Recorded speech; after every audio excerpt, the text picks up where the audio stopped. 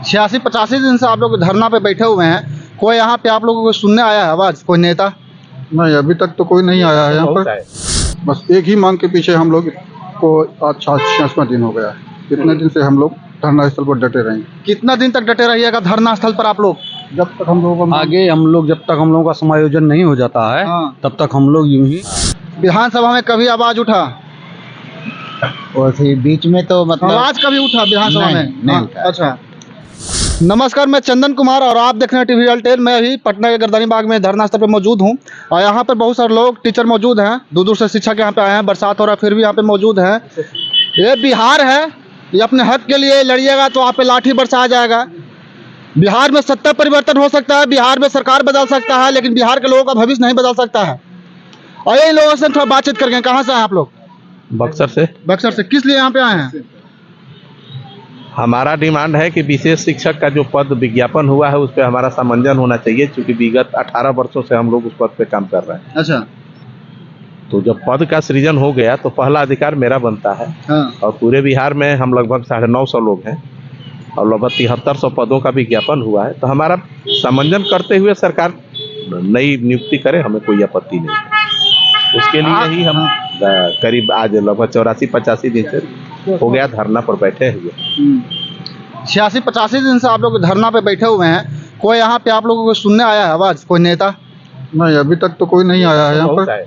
आए हैं लेकिन अभी तक रिजल्ट कोई नहीं मिला, सब आश्वासन दे के चल गए। अच्छा, वो आए हैं, फोटो खिंचवा के चले गए हैं, क्योंकि इलेक्शन करीब आने वाला है, चुनाव करीब आने वाला है, वोट बैंक बनाने वाले हैं। क्या कहिएगा? बस एक ही कहना है सर कि जो पद निकला है उसके अनुरूप हमारा सामंजन हो जाए। इसी मांग को लेकर के हम विगत 86 दिन से यहाँ धरना स्थल पर बैठे हुए हैं, क्योंकि हम लोग 15 साल से जब इसी क्षेत्र में काम कर रहे हैं, 17 साल से, तो सबसे पहले हक हम ही लोग का है। हम ही लोग लड़ाई लड़े सुप्रीम कोर्ट में, तब ये वैकेंसी आई है, और हम ही लोग को सरकार मतलब छोड़ दे रहा है। ये हमारे लिए दुर्भाग्य की बात है। हम चाहते हैं कि सरकार हमारी बातों को सुने, समझे और पद पे सामंजन करते हुए पूरी रिक्ति भरे। सरकार अगर आवाज आपका नहीं सुनता है तो क्या करिएगा? देखिए, अब सरकार बदली है अभी, और जो विपक्ष में पक्ष में आ गए हैं, यहाँ के उन्होंने आश्वासन भी दिया है। कौन आश्वासन दिए हैं? आश्वासन यहाँ संजीव चौरसिया जी भी आए थे, जीवन कुमार जी भी आए थे। अच्छा। और कई आए थे। तो माननीय लोग आए, उन्होंने कहा कि मैं आपको विधानसभा में आवाज उठाऊंगा। अब वो आवाज उठाने के बाद तो नहीं, अब तो खुद सरकार में आ गए, सरकार उनकी बन गई है। हमें पूरी आशा है कि हमारी मांग सुनेंगे वो।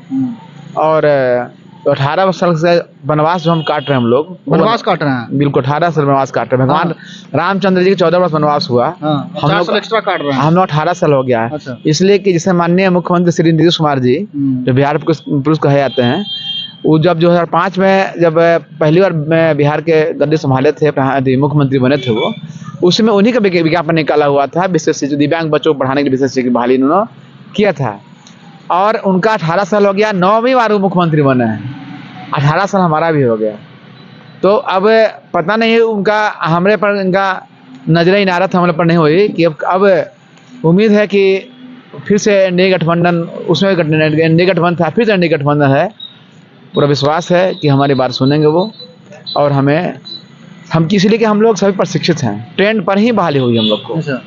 18 साल बीत गया है, तो हम लोग माननीय सुप्रीम कोर्ट में, सर्वोच्च न्यायालय में हम लोग केस लड़ी है और आदेश दिया है कि सभी विद्यालयों में विशेष शिक्षा को बहाली करनी है। हम लोग 18 वर्ष से काम कर रहे हैं, ट्रेंड है, तो पहले हमारा का अधिकार बनता है कि हमारा सम्मानजन उसमें हो, क्योंकि अब हमारा 50+ उम्र हो गया, हम कहाँ जाएंगे हम लोग। और हमारा सम्मानजन करने के बाद बाकी बचे सीटों पर उन्होंने नियमित नियुक्ति कर, हमें कोई एतराज नहीं है। ये हमारी मांग है, पूरा विश्वास है कि होगा। क्या लगता है नीतीश कुमार जी आप लोग के लिए आवाज जो आप उठा रहे हैं वो सुनेंगे? सुनेंगे। कितना दिन से आप लोग हैं? 84-85 दिन से हैं। 86 दिन। 86 दिन हो गया है। विधानसभा में कभी आवाज उठा? वैसे बीच में तो मतलब आवाज कभी उठा विधानसभा में? नहीं उठा। अच्छा। और विपक्ष के लोग बोले हैं कि हम आवाज उठाएंगे। अच्छा। और हम लोग विपक्ष के लोग कब? पहले इन लोग विपक्ष में थे तो इन लोग भी बोले थे कि हम भी विपक्ष का आवाज उठाएंगे। अभी जो विपक्ष में वो भी बोले हैं कि हम आवाज उठाएंगे। अभी उठाए तो नहीं है। अच्छा, ये बिहार है, ये बिहार है। आवाज उठाना चाहिए पक्ष वाले को, लेकिन आवाज कौन उठाता है? विपक्ष वाला, जबकि उसके पास कोई अधिकार नहीं है। इसलिए उठाता है ताकि वोट बैंक मेरा बने। ऐसा है हाँ कि संदीप सौरभ जी जो पालीगंज के विधायक हैं, सरकार में थे, वो माले के विधायक हैं। संदीप सौरभ संदीप सौरभ जी जी यहाँ आए थे हाँ और उन्होंने कहा था कि हमारी सरकार है फिर भी आपका मैं आवाज उठाऊंगा। हाँ और विपक्ष में चले गए हैं और जुम्मेदारी बढ़ गई उनकी। विपक्ष का तो हो रहा है कि समाज में जो गिरे कुचले हैं उनका आवाज सर में उठाया जाए। अभी तक उठाए नहीं, हमें उनसे बहुत आशा थी उठाएंगे, देखिए आगे भी क्या करते हैं वो। अच्छा, आप लोग विकलांग बच्चों को पढ़ाते हैं, जी दिव्यांग बच्चे, दिव्यांग बच्चों को, जिसको समाज में लोग वैल्यू नहीं देता है, उसको आप लोग उत्थान करते हैं, उसको समाज की मुख्य धारा में जोड़ते हैं हम लोग। जोड़ते हैं, ज्ञान देते हैं ताकि जॉब करे, नौकरी करे, घर परिवार में उसको रिस्पेक्ट दे आदमी। कहा कि विकलांग दिव्यांग लोगों को कोई रिस्पेक्ट नहीं देता है। पूरा हाँ, विकास प्रक्रिया हम ही लोगों द्वारा संचालित होता है सर। संचालित करते हैं, लेकिन जी। फिर भी आपके प्रति सरकार को ध्यान नहीं खुलता है। अब कुछ मीडिया कर्मी के भी बोल दे रहे हैं, आप लोग जो जहाँ जाते हैं ना, लड़की और लड़का के दिखाने अश्लीलता है, वो झूठ सच कि देखिए आज यहाँ शादी हो गया, किरण सिंह रोशन रोही, झूठ सच। यहाँ पे आके इन लोगों के दिखाइए बिहार का भविष्य, ये लोग बदलेंगे, वो लोग नहीं बदलेंगे। तो यहाँ पे आइए, इन लोगों के बारे में लोगों को दिखाइए, सरकार के पास आवाज पहुँचाइए। हम लोग को 86वां दिन हो गया आज हड़ताल में होते हुए। अभी तक हम लोगों का कोई मांग पूरा नहीं हुआ। हम लोगों का मांग यही है कि हम लोगों को सरकार जो है नियमित नियुक्ति निकली हुई है उसमें समायोजन कर दे। इसके बाद जो है जितनी सीट है उसमें अपना बहाल कर दे। बस एक ही मांग के पीछे हम लोग को आज 86वां दिन हो गया है। इतने दिन से हम लोग धरना स्थल पर डटे रहेंगे। कितना दिन तक डटे रहिएगा धरना स्थल पर आप लोग? जब तक हम लोगों को आगे जब तक हम लोगों का समायोजन नहीं हो जाता है हाँ। तब तक हम लोग यूं ही अनिश्चित काल के लिए रहेंगे धरना स्थल पे। आप लोग का शिक्षकों का कितना संख्या है?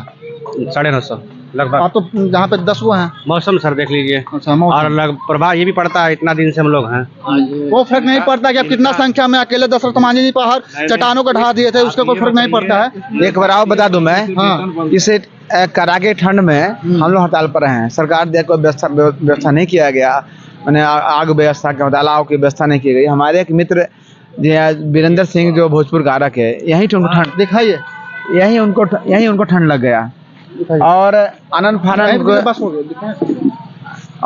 फानन में उनको हम लोग अस्पताल ले गए, परिजन सब ले गए, हम लोग ले गए और इलाज के दौरान देहांत हो गया।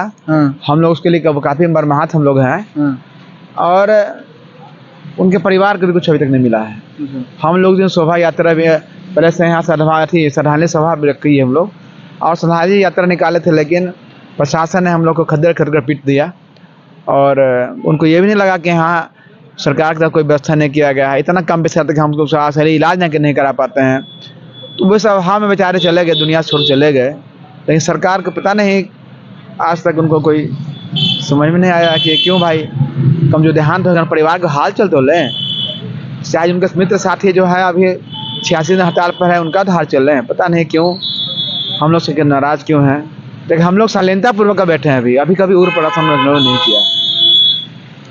ये बिहार है, हमको लगता है सबसे ज़्यादा हड़ताल और आंदोलन जो बिहार में होता है, और यहाँ इन लोगों के हाथ में है बच्चों का भविष्य। इनके बारे में क्या सोचते हैं कमेंट बॉक्स में लिखिएगा। फेसबुक पे देख रहे हैं तो फॉलो और यूट्यूब पर देख रहे हैं तो सब्सक्राइब कर लीजिएगा। जय हिंद।